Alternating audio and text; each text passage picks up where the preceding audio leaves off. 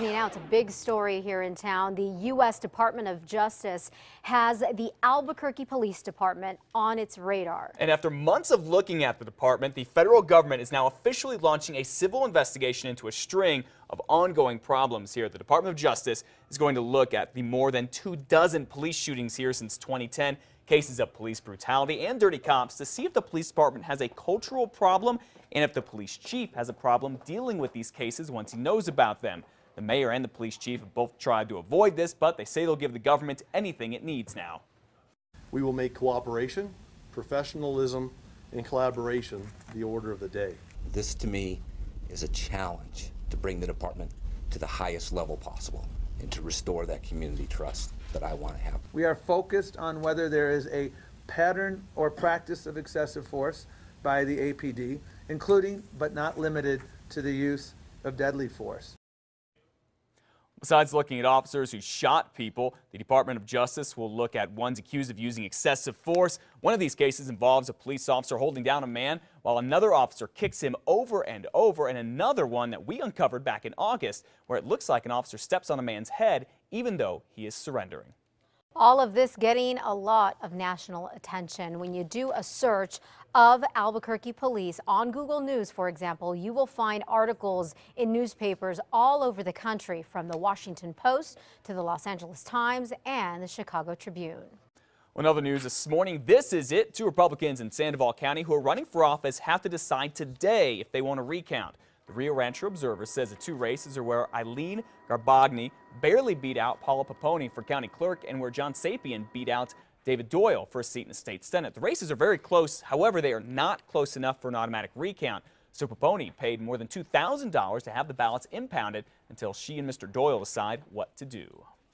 In the debate between jobs versus animal rights, jobs are coming out the winner here in Bernalillo County. That's because last night the County Commission changed its rules to allow Loveless Respiratory Research Institute and other labs that test on animals to keep doing business here. Loveless used to be on federal land, but recently that land went to the county. Animal rights activists, aren't happy with the county's decision, but Loveless now says it has no plans to move the lab or the 1,200 jobs there.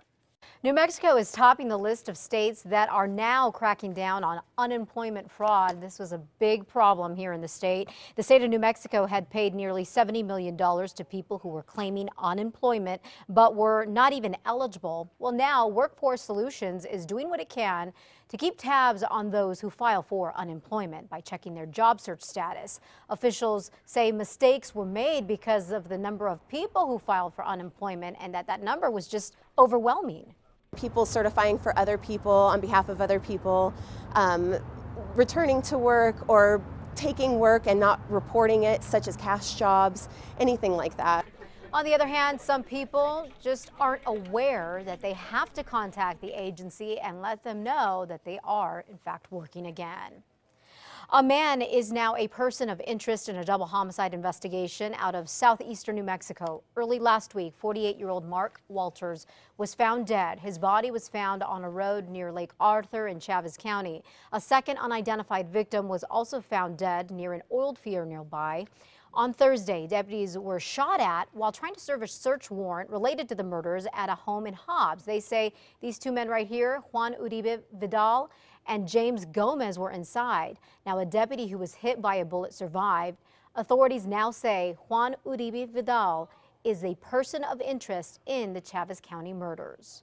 Well, here is a bit of good news for you this morning. 2 dogs from Torrance County that could very well have been dog-napped are back at home this morning. The county sheriff says a woman saw a story about a lot of dogs getting stolen last week, realized she had 2 of the dogs and gave them back to their original owners this week. The sheriff won't say if that woman got the dogs from Deborah Swenerton right here, who's now charged with burglary and animal cruelty. Deputies say Swenerton could be behind dozens of dog nappings. An Albuquerque man accused of armed robbery is set to be in court this morning. Police say Julian de Herrera was among a group of men who robbed a 7-Eleven over the summer. The crime left a clerk inside the store dead. The group also helped rob a group of students who were outside the store. De Herrera's motion hearing is scheduled for this morning. 32-year-old Darrell Smith, seen here indicted on charges for killing his 19-year-old girlfriend and leaving her body on the sidewalk, will also be in court today. Smith has a plea hearing. Police say the crime happened back in 2010. Smith also had some outstanding warrants at the time of his arrest. Sheriff's deputies now trying to find a man they say was drunk and high on cocaine when he threatened to kill his girlfriend in Santa Fe early yesterday morning. Deputies say Henry Gadvani here attacked the woman, then grabbed a rifle and told her he was going to kill her. She was able to get away and call for help. If you know where he is, deputies would like to hear from you.